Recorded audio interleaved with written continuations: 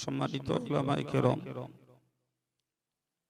জ্ঞান অনুসন্ধানী বিভিন্ন বয়সী শ্রোতা বাবাজি ও ভাইয়েরা, পর্দার আড়ালে অবস্থিতা পুণ্যময়ী, স্নেহময়ী, মমতাময়ী মা ও বোনেরা, এতক্ষণ ধরে উদ্যত কণ্ঠে মৌলানা আব্দুর রাকিব সাহেবের কাছ থেকে অনেক কথা আপনারা শুনে থাকবেন। আমি কিছু সময় আপনাদেরকে নিয়ে কিছু কথা বলার জন্য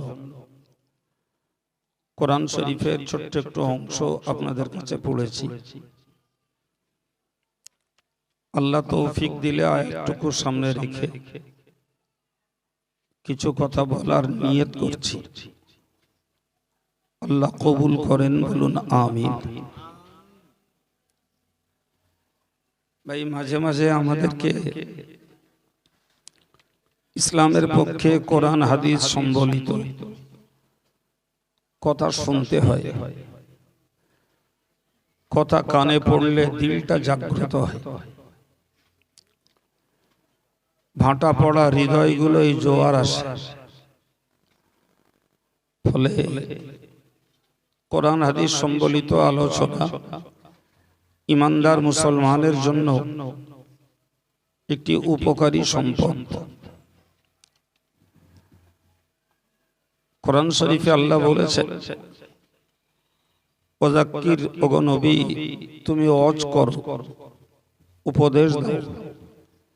ফাইন্নায যিকরা তানফাউল মুমিনিন, উপদেশ ঈমানদারদের উপকারে আসবে। সুবহানাল্লাহ। শুকরিয়া আল্লাহর দরবারে, আল্লাহ আমাদেরকে ঈমানদার হওয়ার মতন খুশ নসিব করেছেন, বলুন সুবহানাল্লাহ। ঈমানটাও একটি মস্ত বড় দৌলত, একটা মস্ত বড় নিয়ামত। এটি সবার নসিবে জোটে না, আল্লাহ আমাদের নসিবে জুটিয়েছেন। এটি আমাদের জন্য বড় সৌভাগ্য। ফলে ঈমানদার হিসাবে আমরা কোরআন হাদিসের কথায় উপকার পাব, এটি আল্লাহ পাকের ঘোষণা। এরপরে যদি ঈমানদার মুসলমানদের ওয়াজ নসিহতের বিনিময়ে উপকার না হয়, তাহলে নিজেদের দায়টা নিজেদের ঘাড়ে নিয়ে এক কথায় বলতে হবে, আমরা প্রকৃতপক্ষে ঈমানদার হতে পারিনি। সেজন্য কোরআন হাদিসের বয়ান আমাদের উপকারে আসেনি। আমরা কোরআন খুললে দেখতে পাই, মহান আল্লাহ কোরআন পাকে বলেছেন, ইন্নামাল মুমিনুন, ঈমানদার তারাই, আল্লাযীনা ইযা যুকিরাল্লাহু ওয়াজিলাত কুলুবুহুম, ঈমানদারের কাছে যখন আল্লাহর জিকির করা হয়, আল্লাহর কথা আলোচনা হয়, তাদের অন্তরটা আল্লাহর ভয়ে ভীত হয়। সুবহানাল্লাহ। পরে বলেছেন, ওয়া ইযা তুলিয়াত আলাইহিম আয়াতুহু, ঈমানদারদের কাছে যখন কোরআনের আয়াত পড়ে শোনানো হয়, যাদাতুহুম ঈমানা, তাদের ঈমানটা আরো বেড়ে যায়। সুবহানাল্লাহ। ওয়া আলা রাব্বিহিম ইয়াতাওয়াক্কালুন, এবং তাদের সর্ব অবস্থাতেই ভরসা হয় একমাত্র আল্লাহর উপর। এই যে গুণগুলি ঈমানদারদের ব্যাপারে বলা আছে, আমরা যদি গুণগুলো আমাদের জীবনে পরীক্ষা করি, যে কোরআন শুনলে আমার ঈমান বাড়ছে কিনা, আল্লাহর কথা শুনলে পরে আমার অন্তরে আল্লাহর ভয় আসে কিনা, এবং আল্লাহর প্রতি আমার ভরসা গাঢ় হয় কিনা, যদি হয় তাহলে বুঝবো আমি প্রকৃতপক্ষে ঈমানদার। কিন্তু যদি দেখি আল্লাহর কথা শুনলেও আমার অন্তরে ভয় আসে না, কোরআন শুনলে ঈমান বাড়ে না, কিংবা আল্লাহর প্রতি ভরসার তুলনায় আমি আমার নিজের শিক্ষা, সংস্কৃতি, রাজনীতি কি আমার নেতৃত্বের উপরেই আমি নির্ভরশীল, তাহলে বুঝতে হবে আমার ইমানে এখনো কাঁচা ভাব আছে, ইমান এখনো পাকিনি। আল্লাহ কোরআন শরীফে বলেছেন, আল্লাযীনা ইউকিমুনাস সালাত, ইমানদারের বাহ্যিক লক্ষণ হলো তারা নামাজকে কায়েম করে। সুবহানাল্লাহ। নামাজ কায়েম করার অর্থ এক কথায় বলা যায়, মুফাসসিররা বলেছেন যে নিজেও নামাজ পড়ে, নিজের পরিবারটাকেও নামাজ পড়াতে চেষ্টা করে। আমি নিজে নামাজি, কিন্তু আমার পরিবার পরিজনকে নামাজের প্রতি আমি উৎসাহিত করি না। ফলে নামাজের প্রতি আমার পরিবারের মনোযোগের অভাব। তাহলে আমি আমার পরিবারে নামাজ কায়েম করতে পারিনি, এটাই প্রমাণ হবে। সেই জন্য কোরআন শরীফে নামাজ পড়ার কথা বলা হয়নি, কোরআনে নামাজ কায়েম করার কথা বলা হয়েছে। যার অর্থ হলো এটাই যে আমিও নামাজ পড়বো, আমার পরিবারটাকেও নামাজ পড়াবো। মৌলানা আব্দুর রকিব সাহেব শেষের দিকে একটা হাদিস বলছিল, যেটি মনে হয় চঞ্চলতায় সবার কাছে পৌঁছায়। হাদিসটির অর্থ ছিল এই যে আউয়ালু মা ইউহাসাবু বিহিল আবদু ইয়াউমাল কিয়ামাতি আস-সালাত, যে কিয়ামতের দিনে আল্লাহর যতগুলি হক আছে, তো আল্লাহর হকগুলির মধ্যে প্রথম বিচার হবে নামাজের বিচার, ওটা আল্লাহর হক। আর মানুষের হকের মধ্যে প্রথম বিচার হবে রক্তপাতের বিচার। কেউ যদি খুন মার্ডার করে, ওর বিচারটা হবে আগে। এখন এই দুটির ভিতরে, এটাও আগে ওটাও আগে, দুটির ভিতরে কোনটা আগে? ভাই, এই দুটির ভিতরে হাদিস থেকে বুঝতে পারা যায় আগে বিচার হবে বান্দা বান্দার হক আদায় করেছে না নষ্ট করেছে। বান্দা কারোর রক্তপাত ঘটিয়েছে না মানুষের সঙ্গে নিরাপত্তার ব্যবহার করেছে, এরপরে বিচার হবে নামাজের বিচার। তাহলে যে বান্দার নামাজের বিচার সঠিক রূপে পাওয়া যাবে, তার বাকি আমলগুলো বেঁচে যাবে। সুবহানাল্লাহ। কিন্তু নামাজের বিচারে যে লোকটা ধরা খাবে, ওই লোকটার বাকি আমলগুলো সব নষ্ট হয়ে যাবে। হাদিস পাকে এসেছে, যে লোকটা নামাজের হিসাব যথাযথ দিতে পারবে, তার বাকি হিসাবগুলোকে আল্লাহ সহজ করে নেবেন। সুবহানাল্লাহ। তাহলে একটির বিনিময়ে অনেকগুলো বিষয়ে আমরা আল্লাহর কাছে ছাড় পাবো, কিন্তু একটিতে যদি ধরা খেয়ে যাই, অনেক বিষয়ে আমরা আল্লাহ পাকের কাছে ধরা খেয়ে যাব। ফলে নামাজের প্রতি যত্নবান হওয়া, নামাজের প্রতি আমাদের আন্তরিকতা বাড়ানো, নামাজের প্রতি মনোযোগ বাড়ানো খুব গুরুত্বপূর্ণ বিষয়। আমি আপনাকে বলছি, এর মানে এই নয় যে আমার নামাজ একদম 100% সঠিক রূপে আদায় করি না বাবু, আমি ওরকম ভেবে আপনাকে নির্দেশ দিচ্ছি না। বরং যে দায়িত্বের কথা আপনাকে বলছি, ও দায়িত্ব আমার উপরেও আছে। সুতরাং আমি সাধু হয়ে আপনাকে বলছি এমনটা বুঝবেন না, বরং বুঝুন এটাই, বান্দা আমরা সবাই আল্লাহর। সুতরাং যে দায়িত্বটা আমার শ্রোতাদের, ও দায়িত্বটা আমার। তো আমি ছোট করে এইটুকুই বলছি যে আমরা যারা মজলিসটাতে বসে আছি, আলহামদুলিল্লাহ আমরা কম বেশি নামাজি, কম বেশি আমরা নামাজি। কিন্তু এটাকে আমাদের জানতে হবে, নামাজ একটা রূপরেখা, একটা ছবি। আমরা কানে হাত তুললাম, নাভির নিচে বাঁধলাম, কেরাত পড়লাম, রুকু করলাম, উঠে খাড়া হলাম, ফের সেজদা করলাম, উঠে বসলাম, পুনরায় সেজদা করলাম, উঠলাম, আমার এক রাকাত কমপ্লিট। তো এই যে রূপরেখাটা আমরা তৈরি করি ভাই, এই রূপরেখার সঙ্গে আমাদের মনোযোগটা বাড়াতে হবে। মনোযোগটা বাড়াতে গেলে কিতাবে কতগুলি দিক বলা আছে, যার একটা দিক আমাকে প্রথমত মনে তৈরি করতে হবে, আমি আল্লাহর সম্মুখে দাঁড়িয়েছি, আমার ডাইনে জান্নাত, আমার বাঁয়ে জাহান্নাম। আমাকে খেয়াল করতে হবে আমার পিছনে পুলসিরাত। আমি আল্লাহর সম্মুখে বেয়াদবি করতে পারবো না। আমি যদি উল্টো পাল্টা কিছু করি তাহলে জাহান্নামে পড়ার ভয়, পুলসিরাতে পড়ার ভয়। ফলে দেহ আমার নামাজ পড়ছে, আমার মনটাকে যদি নামাজি বানাতে চেষ্টা করি তাহলে আমাদের নামাজগুলো আল্লাহ পাকের কাছে পছন্দসই হবে। কিন্তু দেহে নামাজ পড়ছে, নামাজের রূপরেখা ঠিক রেখেছি, কিন্তু মনের ভিতরে রয়েছে চঞ্চলতা, অস্থিরতা। এই অস্থিরতা থেকে আমাদেরকে বাঁচানোর জন্যই আল্লাহ কোরআনে বলেছেন, ফাওয়াল্লি ওয়াজহাকা শাতরাল মসজিদিল হারাম, তোমরা তোমার চেহারাটাকে কাবা বাইতুল্লাহর দিকে ফেরাও।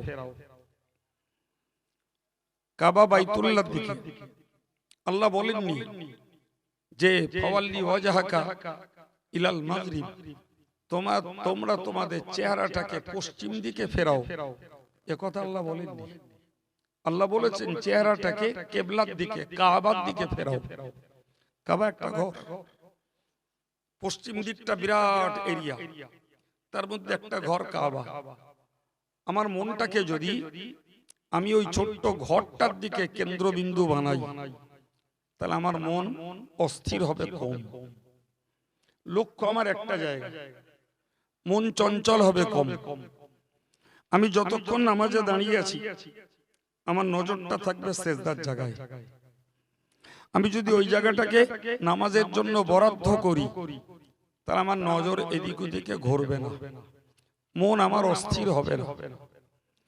আমি যখন রুকুতে গেছি তখন আমার চোখ থাকবে আমার পায়ের আঙ্গুলের দিকে। আমি যখন সেজদায় গেছি আমার নজরটা থাকবে নাকের ডগায়। আমি যখন বৈঠকে বসেছি তখন আমার নজরটা থাকবে আমার কোলে। দেখুন, চোখ হলো কলবের জানলা। চোখ কি বলেছি বাবু? কলবের জানালা। সুতরাং জানালা যদি খোলা থাকে তাহলে কলব ছুটবে, দৌড়বে। আর জানালা যদি বন্ধ থাকে তাহলে কলব আপন জায়গায় স্থির থাকবে। তাহলে এ থেকে একটা জিনিস বোঝা যায় যে তাহলে তো হুজুর উত্তম হলো চোখ বন্ধ করে নামাজ পড়া। ভাই, যদিও মসলাতে বলা আছে চোখ বন্ধ করে নামাজ পড়া মাকরুহ, কিন্তু যে লোকটার মন কোন রকমে স্থির করতে পারছে না সেক্ষেত্রে মসলায় বলা আছে যে ওই লোকটা চোখ বন্ধ করে নামাজ পড়লেও পড়তে পারে। তবে চোখ বন্ধ করার তুলনায় চোখ খুলে রাখা নামাজ পড়ার গুরুত্ব বেশি। কথা বলা যাচ্ছে কি?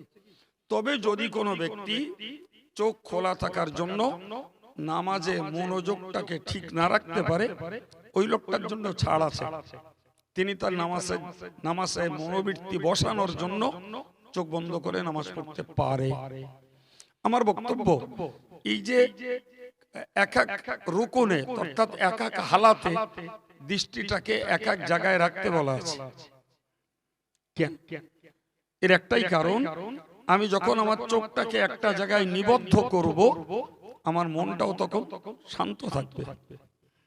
হাদিস পাকে এসেছে প্রিয় নবী সাল্লাল্লাহু আলাইহি ওয়াসাল্লাম নামাজ শেষে একজন সাহাবীকে ডাকলেন, ডেকে বললেন, হে সাহাবী, তুমি নামাজে চঞ্চল হও কেন, অস্থির কেন? উসকুনু ফিস সালাত, তুমি তোমার নামাজের মধ্যে শান্ত হও। আমরা সামান্য কারণে মশা মারি, মাছি মারি, সামান্য কারণে কাশি ইচ্ছা করলে চাপতে হয়তো পারি, তবুও না চেপে জোর আওয়াজে কেসে বসে। হতবা আমি পিঠ চুলকাচ্ছি, গায়ে একটা মশা মশেছে, ঝপাট করে তাকে মেরে বসলাম। এই কাজগুলো আমাদের দ্বারাই হয়ে পড়ে না, কি বলছেন? তো এই কাজগুলোর জন্য আমার মনের চঞ্চলতা শুরু হয়, মনের চঞ্চলতা শুরু হয়। ফলে এই জাতীয় কাজগুলো যতক্ষণ পারা যায় সামলে থাকার চেষ্টা করার দরকার।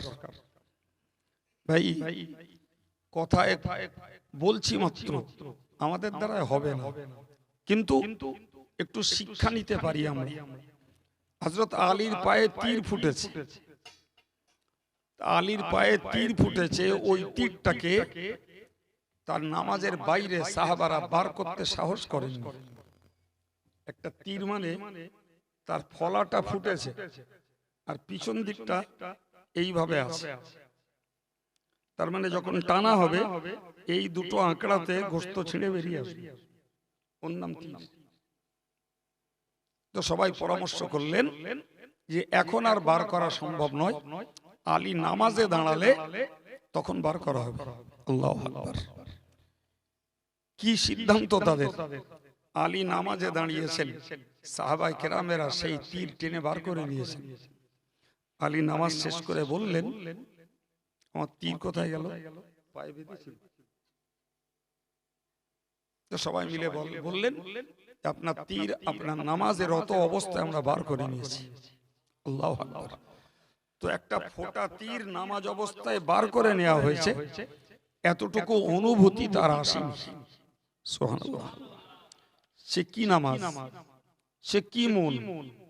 সত্যি আমি আপনাকে শোনাচ্ছি, কিন্তু আমরা কেউ ওই রকম শক্ত মনোভাবের খোদার প্রেমে ডুবে যাওয়া নামাজ আমরা পড়তে পারি না। কিন্তু আমি আগেই বলেছি যে আমরা পারবো না, কিন্তু এইটা থেকে একটা শিক্ষা নিতে পারি। আলী যদি একটা ফোঁটা তীর বার করলে অনুভব না করতে পারেন, তাহলে একটা মশা যদি সামান্য একটু তার হুল ফোটায়, তাতে আমরা এত অস্থির কেন, এত চঞ্চল কেন হই? এইটাকে যদি মনকে বোঝাতে পারি, আলীর কথাটা মাথায় রেখে, তাহলে সামান্য যন্ত্রণা আর কষ্টটুকু আমরা হয়তো নামাজের ভিতরে সইতে পারবো। তো রাসূল এই সাহাবীকে বললেন, তুমি এত চঞ্চল কেন? নামাজে শান্ত হও। যত তুমি তোমার অঙ্গগুলোকে শান্ত রাখবে, আলহামদুলিল্লাহ, তত তোমার কলব শান্ত হবে। সুবহানাল্লাহ। তো সাহাবী মেনে নিলেন যে ইয়া রাসূলুল্লাহ, আমি আগামীতে আর নামাজে চঞ্চল হব না। মেনে নিলেন। কিন্তু তার মনের প্রশ্ন, আপনি কিবলার দিকে ছিলেন, আমি পিছন দিকে ছিলাম, তো আমি যে নামাজে চঞ্চল হয়েছি এটা আপনি কেমনে বুঝলেন? প্রিয় নবী বললেন, রাআইতু খালফি কামা রাআইতু আমামি। আমি এই চোখ দিয়ে সামনে যেমন দেখি, আমার পিছনে দুই কাঁধের মাঝে আছে মোহরে নবুয়ত। সুবহানাল্লাহ। আমি ওই মোহরে নবুয়তের সাহায্যে পিছন দিকটাও দেখতে পাই। ভাই, এদিকে আল্লাহ দেখছেন আর ওদিকে পিছনের মোহরে নবুয়ত দিয়ে রাসূল দেখছেন। এবার বলেন, সাহাবায়ে কেরামদের নামাজ আর আমাদের নামাজ, আমরা কথায় কথায় বলি আকাশ পাতালের পার্থক্য, কিন্তু এ যেন মনে হয় তার থেকেও বেশি পার্থক্য। ঠিক কিনা বলেন? তো আমি আপনাকে বোঝাতে চাচ্ছি, মৌলিক চেহারাটাকে করার কথা কিবলার দিকে, আর প্রত্যেকটা ঘাটে ঘাটে আমার নজরটাকে এক একটা জায়গায় রাখা। এই যে পদ্ধতি ওলামারা বলেছেন, এই পদ্ধতির কারণ একটাই, নিজেদের মনের অস্থিরতাকে শান্ত রাখা। এখন বলুন, আমি নামাজটাকে আদায় করছি, মাশাআল্লাহ, এটা নিশ্চিত ভালো, কিন্তু তার গুণগত দিক যদি আমরা ভালো করতে চেষ্টা না করি, তাহলে হাদিস পাকে এসেছে, রুব্বা কাইমিন লা ইউসাল্লি ইল্লাল কিয়াম। নবী বলেছেন, অনেক নামাজে দণ্ডায়মান ব্যক্তি, তাদের ওই দাঁড়ানোই সার, নামাজ তাদের কিচ্ছু হয় না। কি গো, এ কথা শুনলে নামাজীদের মনে ভয় আসা উচিত কিনা? বরং অন্য বর্ণনায় এসছে, অনেক লোকের নামাজকে আল্লাহ তার মুখে ছুঁড়ে মারবেন, তোর নামাজ তুই নে, আমি আল্লাহ তোর নামাজে সন্তুষ্ট নই। এই কথা যখন একটা নামাজীর মনে উঠবে, তার স্বাভাবিকভাবে ভয় পাবে যে কি জানি আমার নামাজকে আল্লাহ ফেরত দেয় কিনা, কি জানি আমার নামাজের জন্য এই দাঁড়ানোটাই সার হচ্ছে কিনা, এই ভয়টা স্বাভাবিকভাবে আসবে। তাহলে একজন মানুষের পেলেন নামাজে উঠবোস করা, আর একজন মানুষের এই মন নিয়ে অন্তরটাকে নামাজে বদ্ধ করে সূরা খেরাতগুলো সহিভাবে আদায় করে নামাজের প্রত্যেকটা অংশে অংশে নিজের চেহারাটাকে কিবলামুখ রেখে নজরটাকে যদি জায়গা মতো রাখতে পারি, তাহলে আশা করতে পারা যায় আমাদের মেহনতের নামাজটা হয়তো আল্লাহর কাছে মূল্য পাবে। না কি বলছেন জি? তাহলে আমি যদি এইভাবে নামাজ আদায় করতে চেষ্টা করি, তখন আমার মন চাবে যে আমার বাড়ির মানুষগুলোকেও আমি নামাজি বানাই। কিন্তু আমি যখন দায় সারব, তখন বাড়ির লোকেরা বলতে মন চাবে না, আমার নিজের কাজেই ঢিলেমি, আমার নিজের কাজেই এলসেমি, তো বাড়ির লোকের বলবো কি করে? তো কোরআনে আল্লাহ বললেন যে ইমানদারের গুণ হলো আল্লাযীনা ইউকিমুনাস সালাতা, যারা নামাজ কায়েম করে। ইমানদারের একটা গুণ কি? যে আল্লাহর জিকির করলে অন্তরে ভয় আসে। দ্বিতীয় গুণ, তার কাছে কোরআন পড়লে তার অন্তরটায় ঈমান বেড়ে যায়, আল্লাহর প্রতি তার ভরসা হয়। 3 নম্বর। 4 নম্বর গুণ হলো সে নামাজ কায়েম করে। 5ম নম্বরে বলেছেন ওমিম্মা রাযাকনাহুম ইউনফিকুন, ওই মানুষটা আমি আল্লাহ যা তাকে দিয়েছি তা থেকে দান করে। এ থেকে একটা কথা আমাদের শেখা যায়, সেটা হলো আমাদের সহায় সম্পত্তি, যা কিছু সম্পদ সব এক কথায় বিশ্বাস করতে হয় আল্লাহর দেওয়া। কার দেওয়া? আরে বাবা আমি খাটি, আল্লাহ আমাকে খাটার ক্ষমতা দিয়েছেন, তাই যার আল্লাহ ক্ষমতা দেননি তার উপরে আল্লাহ দায়িত্ব চাপান। কোরআনে আল্লাহ বলেছেন লা ইউকাল্লিফুল্লাহু নাফসান ইল্লা উসআহা, আল্লাহ কোন প্রাণীকে দায়বদ্ধ করেন না তার ক্ষমতার বাইরে। সুবহানাল্লাহ বলেন। এটি আল্লাহর ইনসাফ। এটা কি? আল্লাহ কোন খোঁড়ারে বলেননি যে তোর হেঁটে হেঁটে নামাজ পড়তে যেতে হবে। ওটা আল্লাহর বিধান নয়, ওটা আল্লাহর বিধান নয়। কোন কানা মানুষকে আল্লাহ দায়িত্ব দেননি যে তোর রোজগার করে মসজিদে দান করতে হবে, এই দায়িত্ব দেননি আল্লাহ, তার চোখ দেন। কালা মানুষকে আল্লাহ দায়িত্ব দেননি যে তোর বাপ মার কথা শুনতে হবে, আলেম হুজুরদের কথা শুনতে হবে, ওয়াজ শুনতে হবে, এই দায়িত্ব আল্লাহ কালার ঘাড়ে চাপান। ওটা আল্লাহর নিয়মের বাইরে। আল্লাহ নিজেই বলেছেন লা ইউকাল্লিফুল্লাহু নাফসান ইল্লা উসআহা, আল্লাহ কোন নফসকে, কোন প্রাণীকে, কোন প্রবৃত্তিকে বাধ্য করেন না তার ক্ষমতার বাইরে। তার ক্ষমতার বাইরে আল্লাহ চাপান। সুতরাং আমাদেরকে মনে রাখতে হবে আল্লাহ যখন আমাদেরকে দান করতে বলেছেন, তাহলে বুঝতে হবে দান করার মতো সমর্থ সচ্ছলতা ওই আল্লাহ দিয়ে রেখেছেন। এখন আমি যদি বলি আমার নিজস্ব ইতলাক, আমার নিজস্ব ক্যালিবারিটি, আমার নিজস্ব ক্যাপাসিটিতে আমি রোজগার করি, এটা ভুল ধারণা। আমি বলেছি আল্লাহ আমাকে ক্ষমতা দিয়েছেন খাটার, ফলে তুমি এলসিমি করো না, খাটো। হাদিস পাকে এসেছে আল কাসিবু মারজুক, যারা পরিশ্রম করে তারাই রুজি প্রাপ্ত হয়। সুবহানাল্লাহ। তাহলে এলসিমি করে তুমি রুজির কামনা করবে, পদ্ধতি ভুল। আমি যদি কাউকে খোঁড়া বানাই, ল্যাংড়া বানাই, তার রুজির ব্যবস্থা আমি করে দেবো। সুবহানাল্লাহ। এটা আল্লাহর নিয়ম। কিন্তু তোমাকে কর্মঠ বানিয়েছি, চলার শক্তি, কাজের শক্তি বা সুপ্ত ব্রেন তোমাকে দিয়েছি, তুমি কেন কুড়িমি করবে, তুমি কেন এলসেমি করবে? সুতরাং যে পরিশ্রমী সে বরকত পায়। সুবহানাল্লাহ। যে পরিশ্রম করে সে রহমতের হকদার হয়, যে পরিশ্রম করে সে রিজিক পায়। এই জন্য রাসূল বলেছেন আল কাসিবু মারজুক, যারা পরিশ্রম করে, কামাই করে, তারাই রুজি পায়। সুতরাং আল্লাহ দেন, কিন্তু আমাকে খাটতে হবে। কি গো, কথা বোঝা যাচ্ছে? দেন কে? আল্লাহ, কিন্তু আমাকে খাটতে হবে।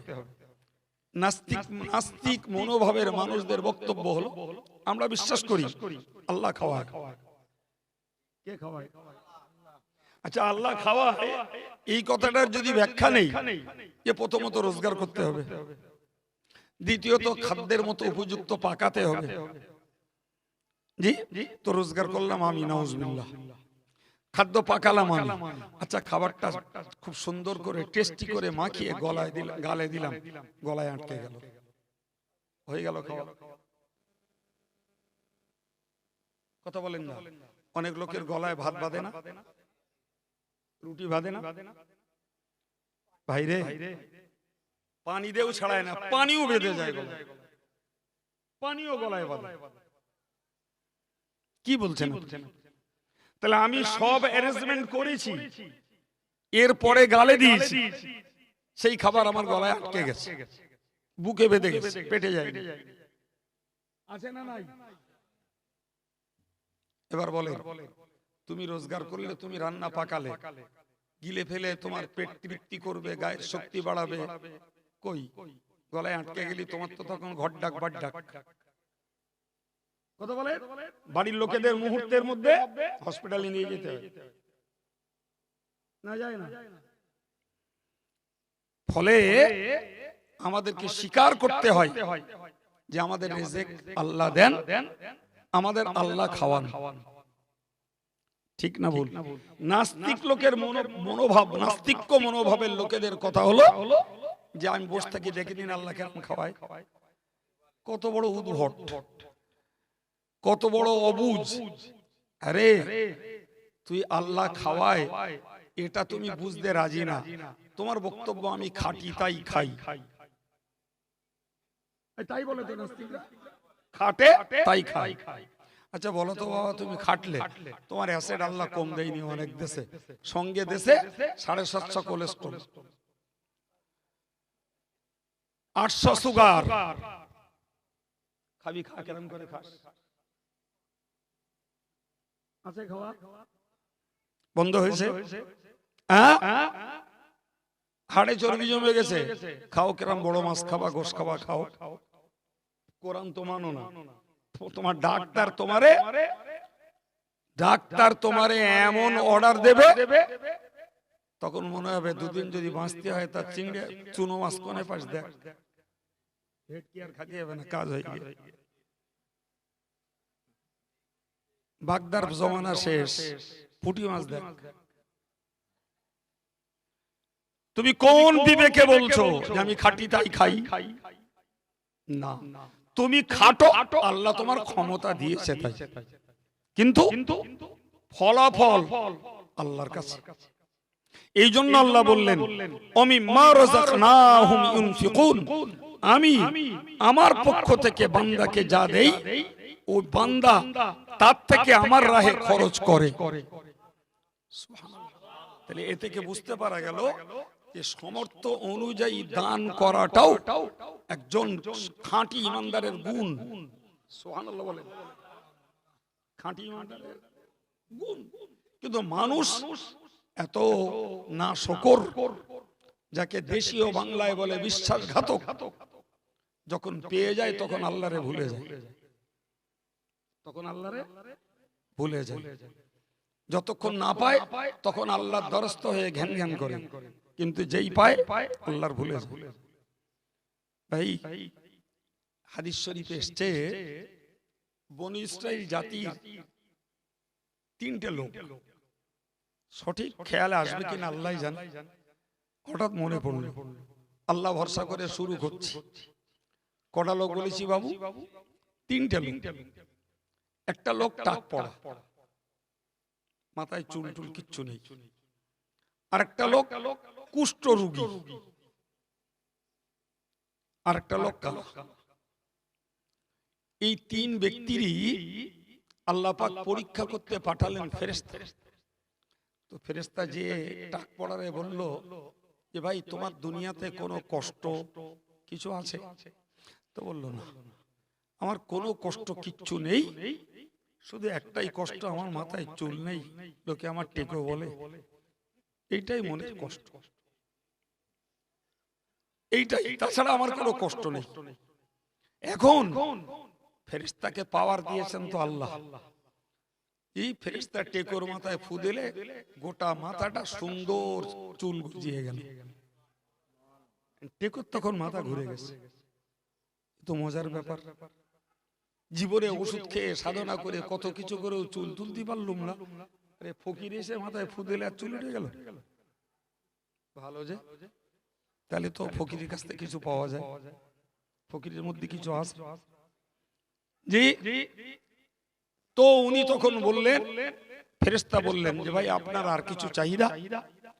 তো বললে আপনার দ্বারা তো আমি একটা মহা অপমানকর বিষয় থেকে বেঁচে গেলাম, তো আমার একটা চাহিদা, আপনি যদি আমার একটা গরু, একটা উট দেন, তা আমি উটটাকে লালন পালন করে আমার সংসারটাকে আরো সচ্ছল করতে পারি। সহিহ বুখারীর হাদিস, গল্প নয়। তো ফেরেশতার কাজ তো, দেওয়ার মালিক তো আল্লাহ, মুহূর্তের ভিতরে একটা উট সামনে হাজির করে দিলেন। সুবহানাল্লাহ। এখন টেকো চুলও পেল, উটও পেল, আনন্দে আত্মহারা গেল এবার কুষ্ঠ ব্যাধির কাছে। ভাই তোমার জীবনে কোনো অসুখ বিসুখ বা তোমার জীবনে দুঃখ কষ্ট কিছু আছে? তো সে এক কথায় বললো, ভাই আমার সব রকমের সুখ আছে, এই যে গায়ে কুষ্ঠ ব্যাধি, আমি মানব সমাজে উঠতে পারি না, লোকে আমাকে ঘৃণা করে, আমি মানুষের সঙ্গে মিশতে পারি না, এটাই আমার মনের বড় কষ্ট। আল্লাহর ফেরেশতা ওসিলা হিসাবে ফুঁক মারলেন, আর সুন্দর ত্বক, সুন্দর চামড়া গায়ে তৈরি করে দিলেন আল্লাহ। এখন কুষ্ঠব্যাধি আনন্দে আত্মহারা। তারও জিজ্ঞেস করলেন, ভাই তোমার কিছু চাহিদা আছে? তো বললো, আমার যদি একটা গরু হতো তো খুব ভালো হতো, আমি গরুটা লালন পালন করে সংসার নির্বাহ করতে পারতাম। ফেরেশতা বললেন, মুহূর্তের ভিতরে সামনে একটা গরু হাজির। সুবহানাল্লাহ। তাহলে ও ভালো চামড়া পেয়েও খুশি, গরু পেয়েও খুশি। 3 নম্বর কানা অন্ধ ব্যক্তির কাছে গেলেন, গিয়ে তাকে বললেন, ভাই তোমার কোনো কষ্ট? তো সে এক কথায় বললো, ভাই আমার একটাই কষ্ট, আল্লাহর নিয়ামত ভরা জগৎটা দেখতে পাই না, এটাই আমার বড় কষ্ট। ফেরেশতা ফুঁক দিলেন, দৃষ্টি শক্তি ফিরে এলো, চোখ খুলে গেল। তোমার কিছু চাই বাবা? তো বললাম, আমার একটা ছাগল হলেই ভালো হয়, আমি একটা ছাগল লালন পালন করি, আমার জীবন চালাও। আলহামদুলিল্লাহ, আল্লাহর দান। ওসিলা মাঝখানটায় ফেরেশতা ভাবে ফকির সাহেব, বুঝতে পারেন, তিনি তো ফেরেশতা হিসেবে আসেননি, এসেছেন ফকির হিসেবে। একটা ছাগল হাজির করে দিলেন। 3 জন উট, গরু, ছাগল লালন পালন করে প্রচুর সহায় সম্পত্তির মালিক হলেন। এবারে আল্লাহর পরীক্ষা শুরু। সেই ফকির সাহেব এসে হাজির। ফকির সাহেব টেকুর কাছে গিয়ে বললে, ভাই তোমার তো ভাই এক সময় টাক পড়া ছিল, মাথায় চুল ছিল না, লোকে তোমাকে ঠাট্টা বিদ্রুপ করতো, কত অসম্মান অপমান তুমি হতে, তো এরকম আমার মতো এক ফকিরের দোয়ার ওসিলায় আল্লাহ তোমার মাথায় চুল দিয়েছে, তিনি তোমাকে একটা উট দিয়েছিলেন, সেই উট লালন পালন করে আজকে তুমি প্রচুর সম্পত্তির মালিক হয়েছো, তা তুমি বাবা, আমি ক্ষুধার্ত মুসাফির, আমায় কিছু দাও। টেকো রেগে আগুন, জন্ম থেকে আমার মাথায় চুল, আমার জীবনে কোনোদিন চুল নড়িনি, আমার চুল পড়িও নি একটা, তুই এত বড় স্পর্ধা আমারে টাক পড়া বলিস, আর এই সম্পত্তি আমার পৈতৃক, রায়ত ধনী আমি। কথা বোঝা গেল? এর নাম বিশ্বাসঘাতকতা। এটাই উর্দুতে বলে নাশুকরি, সাহিত্যের ভাষায় একে বলে কৃতজ্ঞতা। মানে আমাদের চলতি ভাষায় বলা হয় নুন খেয়ে নুন হারাম। পেল কার কাছ থেকে? আল্লাহর কাছ থেকে। তো ফকির সাহেব আর কিচ্ছু না, ফকির সাহেব আল্লাহর কাছে বলে দিলে, আল্লাহ তোমার এই বান্দা তোমার নিয়ামতের নাশুকরি করেছে, তুমি যেমন ছিল তেমন ফিরিয়ে দাও। বাস, সে ভরা চুল সেই টেকো, সে উটের দল কোথায় গেল তার কোনো খোঁজ খবর নেই। এটাই হলো বিশ্বাসঘাতকতার কুফল। যথারীতি গরুওয়ালার কাছে গেছে কুষ্ঠব্যাধি, তারে যখন ওইরকম করে বয়ান শুনিয়েছে, সেও তো লাফাচ্ছে, আমার সুন্দর ত্বক পরিচর্যা করি আমি, কবে আমার গায়ে কুষ্ঠব্যাধি হলো, তুমি মিথ্যা কথা বলছো। আর আমার এ গরু আমি আমার বয়সকাল থেকে পালি, কেউ আমার গরু দেয়নি। ফেরেশতা আবার দোয়া করলেন, আল্লাহ তোমার বান্দা বিশ্বাসঘাতকতা করেছে, যে হালে ছিল সেই হালে ফিরিয়ে দাও। সারা গায়ে কুষ্ঠব্যাধি ভরে উঠল, গরু দাও। ছাগলওয়ালার কাছে গেছে, তাকে যে বলছে, ভাই আমি একজন মুসাফির মানুষ, তা আমি এসছি, বড় ক্ষুধার্ত, আমায় যদি কিছু খেতে দেন। আল্লাহু আকবার।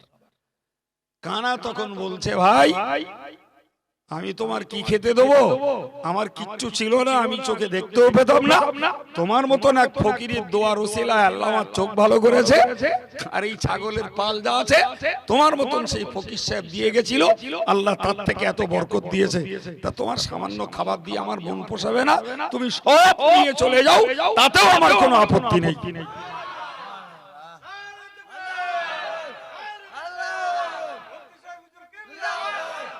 আল্লাহর ফেরেশতা আল্লাহর কাছে বললেন, আল্লাহ তোমার বান্দা তোমার শুকরিয়া আদায় করেছে, তোমার নিয়ামতের মূল্য দিয়েছে, আল্লাহ তুমি তার নিয়ামতকে বহাল রাখো। জোরে বলুন, ফেরেশতা উদাও। সহিহ বুখারীর জ্বলন্ত হাদিস। এবার বলেন, ভাই দেয় কে আর নেয় কে? এই জন্য কবির ভাষায় বলতে হয়, দিয়ে ধন দেখে মন, কেড়ে নিতে কতক্ষণ। দেয় আল্লাহ, কেড়ে নেয়, যেই ভিজায় সেই শুকায়, যেই খরা দেয় সেই বন্যা দেয়, ঠিক না ভুল? সুতরাং কোন অবস্থাতে আমরা নিজেদের কৃতিত্ব প্রকাশ করতে পারি না বাপ, এই মনটা আমাদের দরকার। তো আল্লাহ বললেন যে ইমানদারের 5টি গুণ। নাম্বার 1, সে আল্লাহর কথা শুনলে অন্তরে তার ভয় বাড়ে, কোরআনের কথা শুনলে তার ঈমান বাড়ে, আল্লাহর প্রতি তার ভরসা গাঢ় হয়, সে নামাজ কায়েম করে, এবং আমি আল্লাহর দিদ ও সম্পদ থেকে সে আমি আল্লাহর রাস্তায় দান করে। সম্মানিত ভাইরা আমার, এর পরের অংশে আল্লাহ বলছেন, উলাইকা হুমুল মুমিনুনা হাক্কা, এরাই হলো প্রকৃত ঈমানদার। ভাই আকায়েদের কিতাবে লেখা আছে, যদি কেউ কাউকে জিজ্ঞাসা করে যে ভাই তুমি কি ঈমানদার, কথার কথা আমরাও কথা ছলনায় কখনো বলে ফেলতে পারি, ভাই তুমি কি ঈমানদার, তো সেই লোকটা তার উত্তরটা দিচ্ছে, আনা মুমিনুন ইনশাআল্লাহ। বাংলা মানে কি? আল্লাহ চায় তো আমি ঈমানদার। মসলাতে বলা হয়েছে, তুমি এই রূপটা বলো না, এটা তোমার ঈমানের দুর্বলতা, তুমি বলো আনা মুমিনুন হাক্কান, আমি নিশ্চিত ঈমানদার। বলেন না, ভিতরে যদি পাওয়ার না থাকে মুখেও কথা আসবে, আসবে। জি, প্রসঙ্গত আরেকটা কথা আপনাদেরকে শেখাই, একবার দরুদ শরীফ আল্লাহ।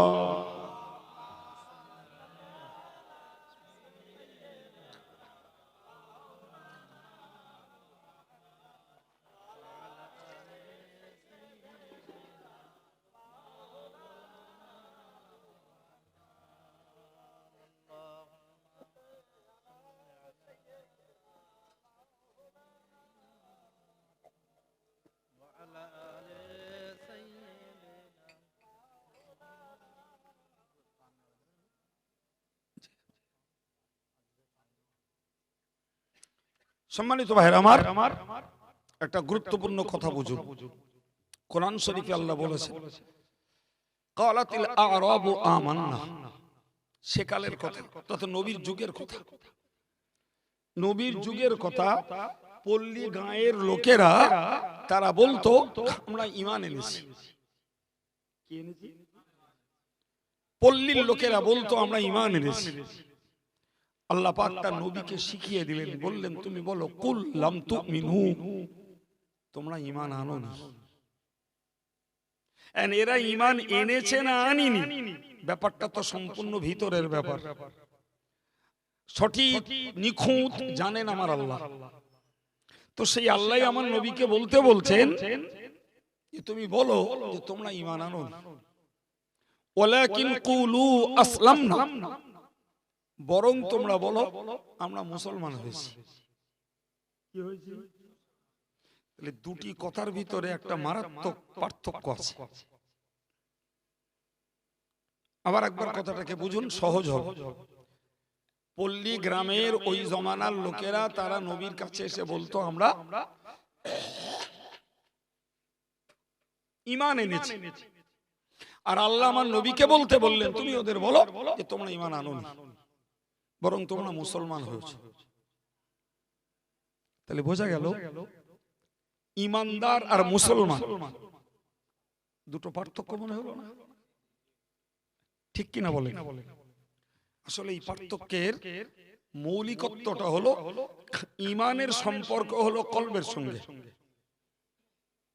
কার সঙ্গে? কলবের সঙ্গে।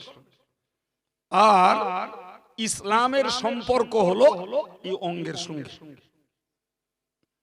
ফর এক্সাম্পল আমি হজ করছি, তো আমি ইসলামের পক্ষে কথা বলছি নাকি? আপনি বসে বসে আল্লাহ আল্লাহ করছেন, সুবহানাল্লাহ বলছেন, তাহলে আপনার জবান দ্বারা আপনি ইসলামের কিছু কাজ করছেন। একজন নামাজ পড়ছেন, তিনি তার অঙ্গগুলোকে কাজে লাগিয়ে নামাজ পড়ছেন, ঠিক কিনা বলুন? একজন যাকাত আদায় করছে, তাহলে তিনি কষ্ট মেহনত করে রোজগার করে তার টাকার হিসাব করছে, তিনি যাকাত আদায় করছেন। কিংবা আপনি যে সমাজটাতে বাস করেন সেই সমাজটাতে ইসলামী শাসন চলে, ইসলামী শাসন চলে, ফলে আপনি নিজেকে মুসলমান বলে পরিচয় দিয়ে ইসলামী শাসনটাকে মেনে নিচ্ছেন, না হলে আমাকে মার খেতে হবে। এই জন্য আল্লাহ নবীকে বললেন নবী তুমি ওদেরকে বলো যে তোমরা মুসলমান। তার মানে তোমরা বাইরে বাইরে বাইরে বাইরে ইসলামের কাজগুলো করছো, কিন্তু হকিকত হলো তোমাদের ভিতরে ঈমান। আমি কথাটা আপনাদের এই জন্য শোনালাম, আজকে আমাদের সমাজ ব্যবস্থা আমরা লক্ষ্য করে দেখব, কিছু মুসলমান আছে, কি নারী কি পুরুষ, কিছু মুসলমান আছে যারা হয়তো মোটি নামাজ পড়ে, আছে না? আবার কিছু আছে জুমাটা হয়তো পড়ে। কিছু মহিলারা আছে এদের জুমা নেই আর একক তো এমনিও পড়ে না। আবার কিছু দান চাইলে হয়তো 50 টাকা দেয়, 500 টাকা দেয়, 1000 টাকা দেয়, আছে না? নামাজ কালাম পড়ে না, রোজা করে না, দান চালিয়ে আবার দেয়। কিছু আছে যারা ধর্মকর্ম করে না, অথচ আলেম ওলামাদের ভক্তি করে। আবার কিছু দুশ্মনীও করে। এই যারা মাতাল, জানেন তো, মাতালের যদি একবার বোঝানো যায় ও জীবন দিয়ে দেবে আপনার জন্য। বিশ্বাস হয়? আমি নিজে দেখি, একবার যদি ওরে বোঝানো যায়, ওর যদি একবার বিশ্বাস আনানো যায়, ও জীবন দিয়ে দেবে। ও মরলো কি বাঁচলো দেখবেন। আর যদি একবার বেঁকে বসে তাইলে গালিলে হয়ে যাবে। সম্মানিত ভাইরা, আমি আপনাকে এই কথাগুলো বার্তা বার্তা করে বলে যেটা বুঝাতে চাইছি মূলত, এই যে লোকগুলো, এদেরকে আমরা বলো অমুসলমান বলি না, এদেরকে মুসলমান বলি। তারা জন্ম নিয়েছে মুসলিম ঘরে, বাস করছে মুসলিম সমাজে, কখনো কখনো তাদের দ্বারাই কিঞ্চিত কিঞ্চিত হলেও ধর্মের কাজে শরীক হতেও দেখছি।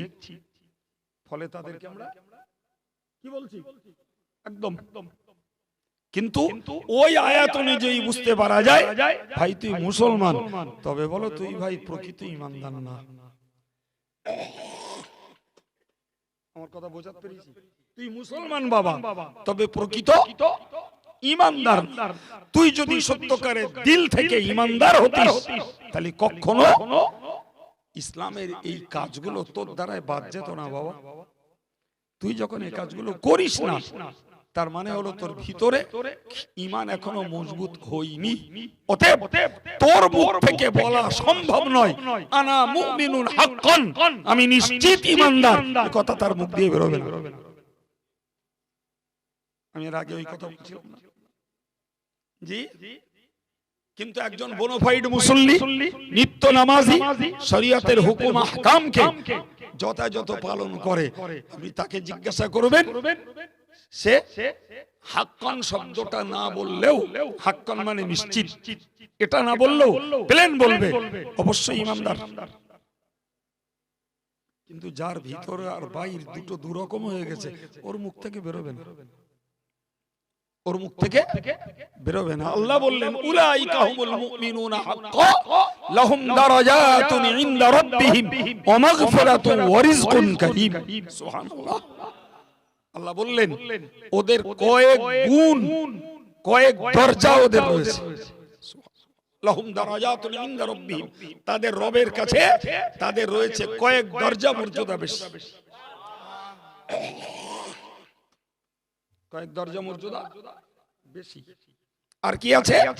মাগফিরাতুন, তাদের জন্য রয়েছে আমি আল্লাহর কাছে ক্ষমা। আর কি রয়েছে? ওয়ারিজকুন কারীম, তাদের জন্য জান্নাতে রয়েছে সম্মানিত রিজিক। তাহলে প্রকৃতপক্ষে ঈমানদার হওয়া গেলে সেটা কোনো অবস্থাতেই লস নয়, কোনো অবস্থাতেই লস নয়, কোন অবস্থায়। হাদিস শরীফে এসেছে যে আল মুমিনুল কাবিয়্যু খায়রুম মিনাল মুমিনিদ দাঈফ। আমরা ঈমানদার সবাই, আমি সবাইকে নিয়েই বলছি, আমি আপনাকে নির্দেশ দিচ্ছি না, আমরা আলোচনা করছি। রাসূল বলেছেন একজন শক্তিশালী ঈমানদার একজন দুর্বল ঈমানদারের থেকেও শ্রেষ্ঠ। সুবহানাল্লাহ বলুন। এখন একটা লোক ধরে নিন গায়ে গতরে একেবারে রুগ্ন, জীর্ণ, হালকা পাতলা, কথা মাথায় যাচ্ছে? গায়ে গতরে একেবারে জরা জীর্ণ, শীর্ণ, রুগ্ন, তাহলে সে তো দৈহিকভাবে এমনি দুর্বল, ঠিক কিনা? আর একজনের মন তিনি ওজন হবে 1 কুইন্টাল 20 কিলো ওজন, তাহলে গায়ে গতরে তার ভালোই, তাহলে শক্তির দিক দিয়ে ওই লোকটার থেকে এই লোকটার বেশি, ঠিক কিনা বলেন? কিন্তু আপনি ভাবুন তো, এবার ভাবুন, খুব মনের সঙ্গে ভাবুন। হযরত মুজাদ্দিদ আল-ফিসানি রাহমাতুল্লাহ আলাইহি, তিনি হাড়ের গায়ে চামড়া জড়ানো একটা হালকা পাতলা লিকলিকের মানুষ, তাহলে দৈহিকভাবে তার গায়ে বলেন শক্তি নেই, অথচ তার গর্জনে আকবরের দিনে এলাহি যে সেজেছিল দিল্লীশ্বর, তার রাজধানীটাও কেঁপে উঠেছিল ওই হাড়ের গায়ে চামড়া জড়ানো লোকটার হুঙ্কার। আরেকটু জোরে বলেন।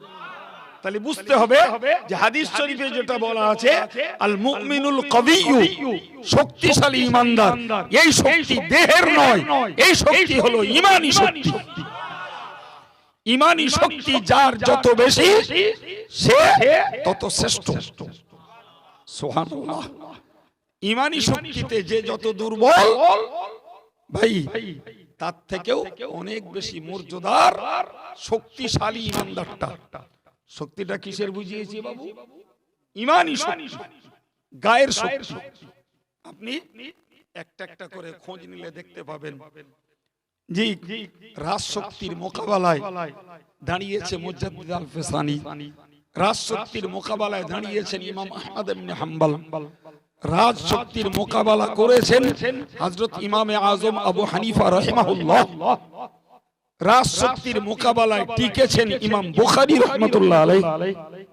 সুবহানাল্লাহ। এই মানুষগুলো তো পেশি শক্তি, বাহু শক্তি প্রয়োগ করেনি এবং দলীয় সমর্থনের শক্তি নিয়ে তারা রাজশক্তির মোকাবেলায় যায়নি বাবা। সুবহানাল্লাহ বলেন। তারা তাদের জায়গায় কাজ করেছেন ঈমানি শক্তিতে।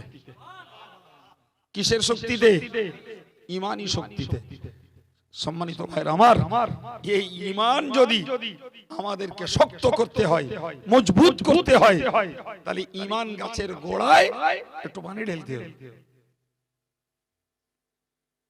একটু পানি ঢেলতে। কবির ভাষায় কবি বলেছেন, কবির ভাষায় বলেছেন, ঈমান গাছের গোড়ায় সবে দরুদ বাড়ি ঢালো। কি ঢালতে বলেছেন? দরুদের পানি। তুমি যত বেশি দরুদ পড়বে, যত বেশি জিকির করবে, যত বেশি তাসবিহ পড়বে, তুমি রুগ্ন হও, হালকা পাতলা হও, বাতাসে উড়ে যাও, এরপরেও তোমার ঈমানি তেজ বাড়বে। ঈমানি তেজ বেড়ে যাবে। জি, কবি ওই জন্যই বলেছেন, ঈমান গাছের গোড়ায় সবে দরুদ বাড়ি ঢালো, দরুদ পড়ো, দরুদ পড়বো, খুঁজবে মনের কালো। ভাই, তাহলে এক হলো মৌলিক ঈমান, আর এক হলো তাকে সতেজ করা, তাকে শক্তিশালী বানানো। ঈমান শক্তিশালী হয় জিকিরের দ্বারাই, ঈমান শক্তিশালী হয় তাসবিহ দ্বারাই, ঈমান শক্তিশালী হয় দরুদ পড়ার দ্বারাই। সত্যকারের কথা, আমাদের এই জাতীয় বিষয়গুলির পরিমাণ খুবই কম। ভুল বললাম? জি, সম্মানিত ভাইরা আমার, আমি ওয়াজ কোথায় শুরু করেছিলাম? আমি সেই গোড়ার দিকে বলেছিলাম, আল্লাহ তার নবীকে বললেন, নবী হে, তুমি ওয়াজ করো। মনে আছে? ওয়াজ করো। ওয়াজ কি হবে? ঈমানদারদের উপকারে আসবে।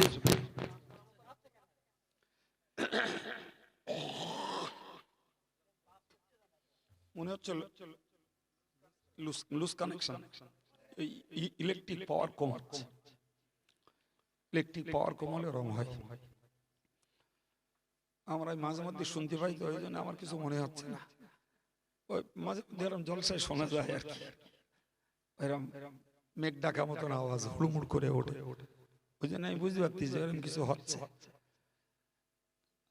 প্রিয় ভাইরা আমার, তো আমি আপনাকে কি বোঝালাম যে আল্লাহ তার নবীকে বললেন, তুমি ওয়াজ করো। ওয়াজ করলে কি হবে বাবু? জোরে বলেন। ঈমানদারদের উপকার হবে। মুখস্থ করো। আল্লাহ নবীকে বললেন ওয়াজ করো, করলে ঈমানদারদের উপকার হবে। আর আমি আপনাকে বুঝিয়েছি, যদি ওয়াজ শোনার পরে ঈমানদারের উপকার না হয়, তাহলে বুঝতে হবে আমার ঈমানের দুর্বলতা আছে। বুঝিয়েছেন এতক্ষণ? জি, এরপরে বুঝিয়েছি যে সবল ঈমানদারের পরিচয় হলো আল্লাহর কথা শুনলে তার অন্তরটা ভীত হবে, কোরআন শুনলে তার ঈমান বাড়বে, আল্লাহর প্রতি তার ভরসা বাড়বে, নামাজ কায়েম করবে, আল্লাহ দিত সম্পদ থেকে সামর্থ্য অনুযায়ী দ্বীনের পথে খরচ করবে। ওই লোকটা, সুবহানাল্লাহ বলেন, শুধু ঈমানদার না, আমার আল্লাহ বলেছেন ওই লোকটা নিশ্চিত ঈমানদার। সুবহানাল্লাহ। এখন এই গুণগুলো আমাদেরকে নিজেদের মধ্যে নিজেরা খুঁজতে হবে, আছে না নাই? জি বাবু, যে ওয়াজের মজলিসে হাসি হয়, যে ওয়াজের মজলিসে রহস্য হয়, যে ওয়াজের মজলিসে গল্প হয়, ওতে কি খোদার ভয় বাড়বে মনে হচ্ছে? বাড়বে না, বাড়বে না। সম্মানিত ভাইরা আমার, এরপরে আমি আপনাকে বলি, মনে রাখুন কোরআন শরীফে মহান আল্লাহ স্পষ্ট করে জানিয়েছেন, স্পষ্ট জানিয়েছেন, ইন্নামা ইয়ামুরু মাসাজিদাল্লাহ, আল্লাহর মসজিদগুলোরে আবাদ করে।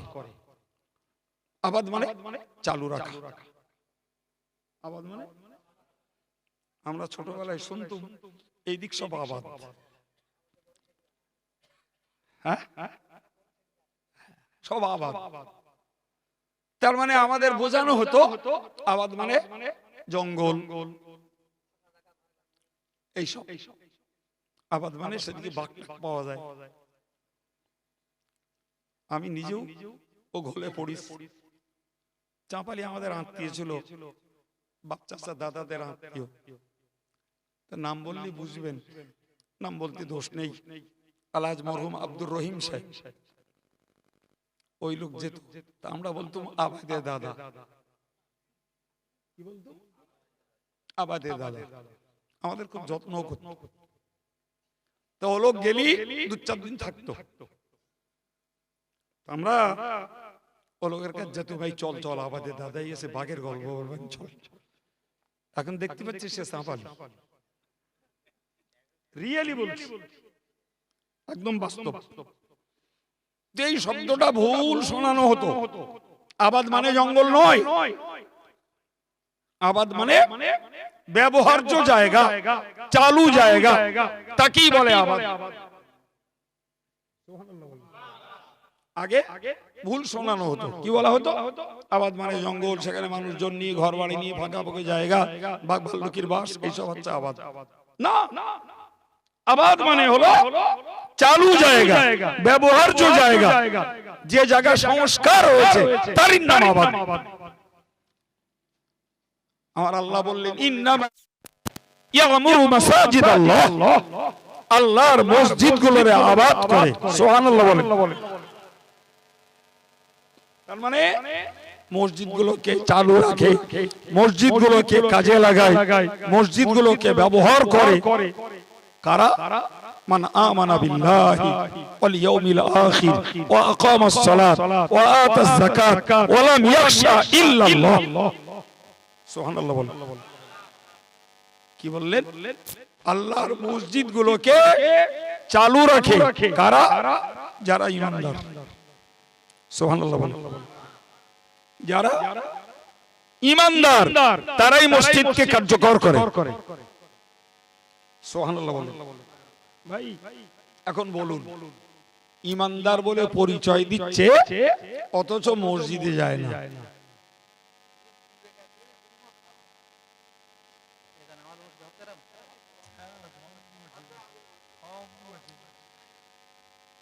কি বললাম বাবা?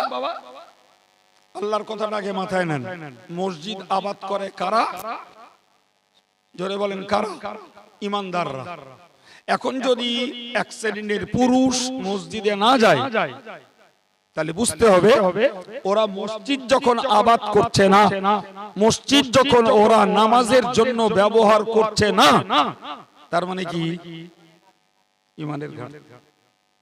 জি, নাম্বার 2 বুঝুন। নাম্বার 2 হলো ওয়াল ইয়াউমিল আখির। আল্লাহ পাক বললেন আল্লাহর মসজিদকে আবাদ করে যারা আখিরাতকে বিশ্বাস করে। সুবহানাল্লাহ। কারা?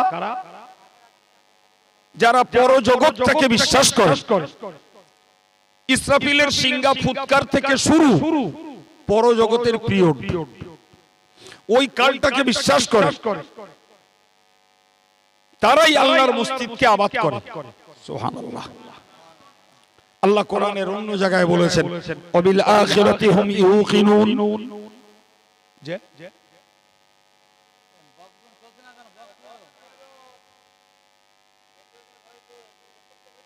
সে ঘুমিয়ে পড়েছে।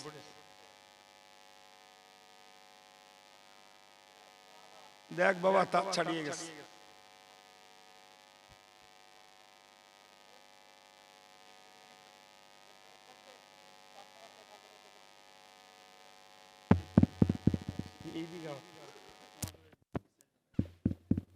পিছন দিকে হচ্ছে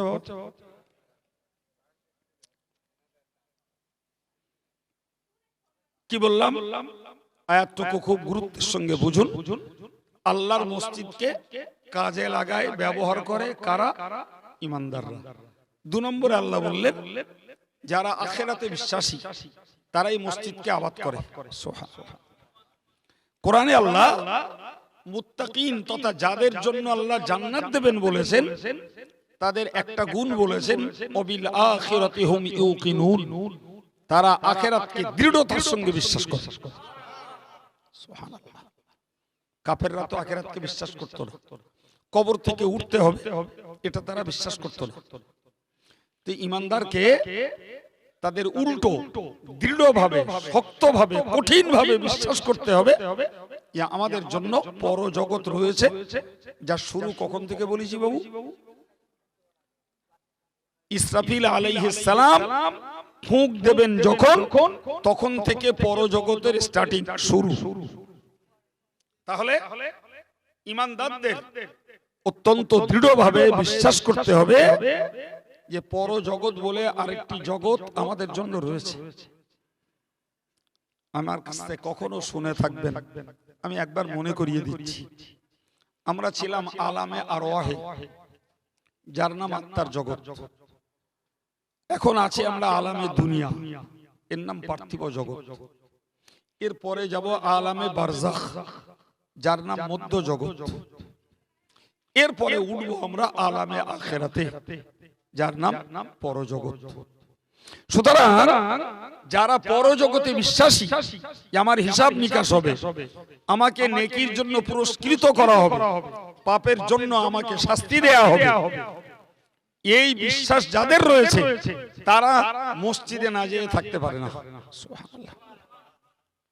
আবার আল্লাহ বললেন ওয়াকামাস সালাহ, যারা মসজিদকে আবাদ করে ওরাই, যারা ঘরে নামাজ পড়ে তারা মসজিদে নামাজ পড়ে, যারা বাজারে নামাজ পড়ে সুযোগে মসজিদে চলে যায়, যারা জলকরের আলায় নামাজ পড়ে তারা বাড়ি থাকলে মসজিদে যায়।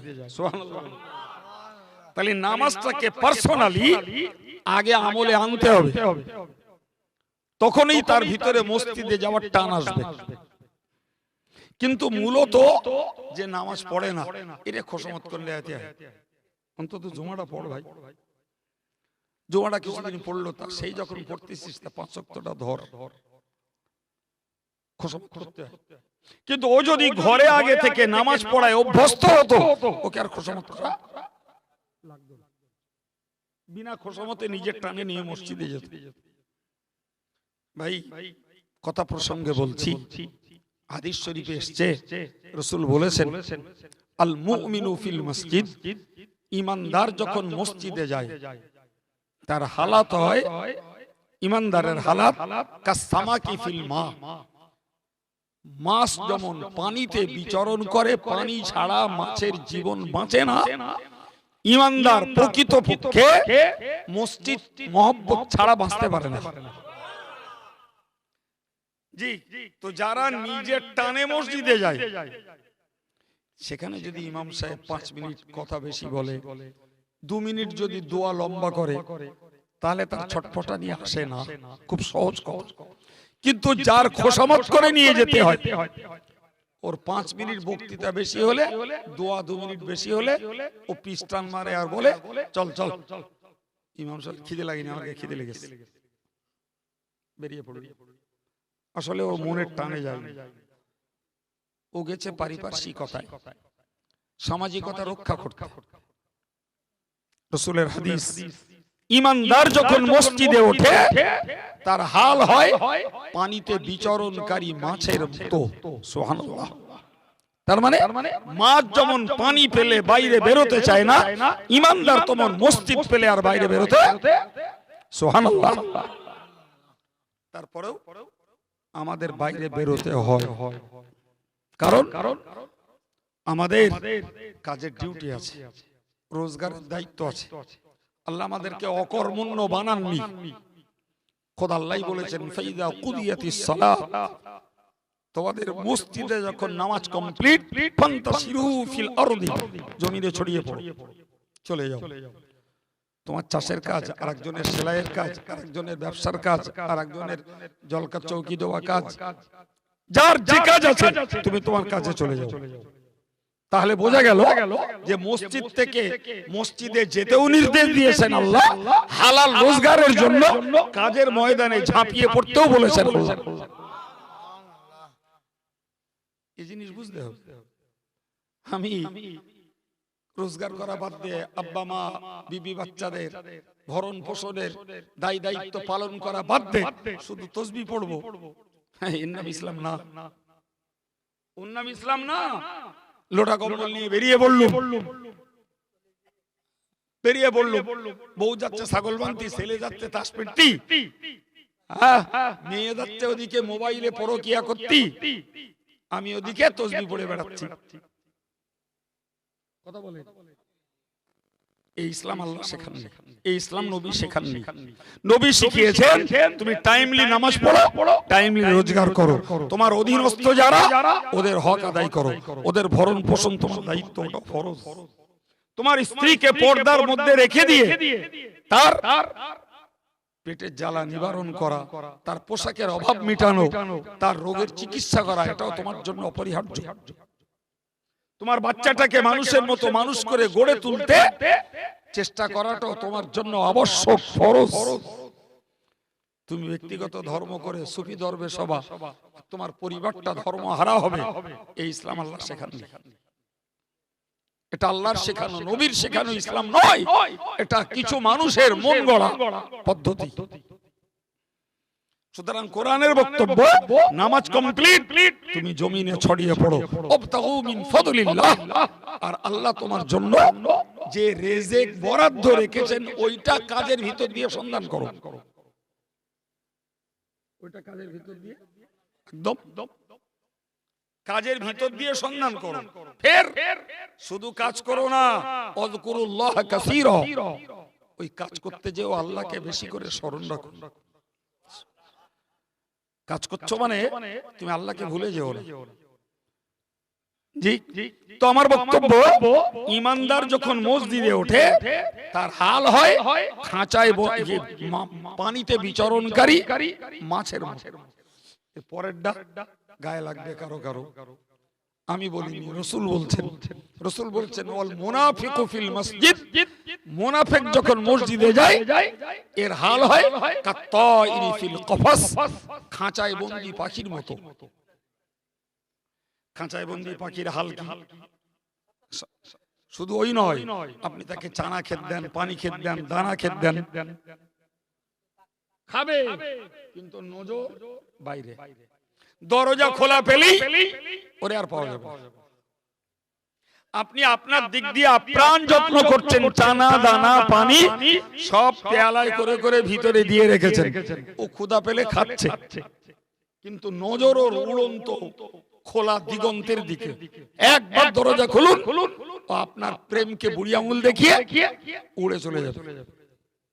রাসূল বললেন যারা মুনাফিক এদের হাল হলো ওইরকম খাঁচায় বন্দী পাখির মতো, ও কোন রকমে মসজিদে ঢোকে কিন্তু মনটা ওর বেরো বেরো করে। সুতরাং ঘটে কি, ওরা মনে মনে করে ফরজ নামাজ পড়লি ওই যথেষ্ট, কিন্তু ভাবে না যদি ফরজ হয় নৌকা, তো বাকি নফলগুলো হলো শালতি। নৌকা যদি ডুবতে যায় তাহলে শালতির দ্বারাতেও বাঁচা যাবে। কথা বুঝতে পারেননি? আমি শুধু নৌকা চাপছি, শালতির সহযোগিতা সঙ্গে নাই, ও নৌকা ডুবলে জীবনটার ভরা ডুব। যদি ফরজ কাজ করতে আমার ঘাটতি হয়ে যায় কিয়ামতের দিনে, নামাজের ক্ষেত্রে নফল নামাজ দ্বারা, রোজার ক্ষেত্রে নফল রোজা দ্বারা, যাকাতের ক্ষেত্রে নফল দান দ্বারা আমার ওই ফরজের ঘাটতিগুলোকে আল্লাহ পূরণ করে নিতে ফেরেশতাদের আদেশ করবেন। আর একটু জোরে বলেন ভাই, এই হাদিস যদি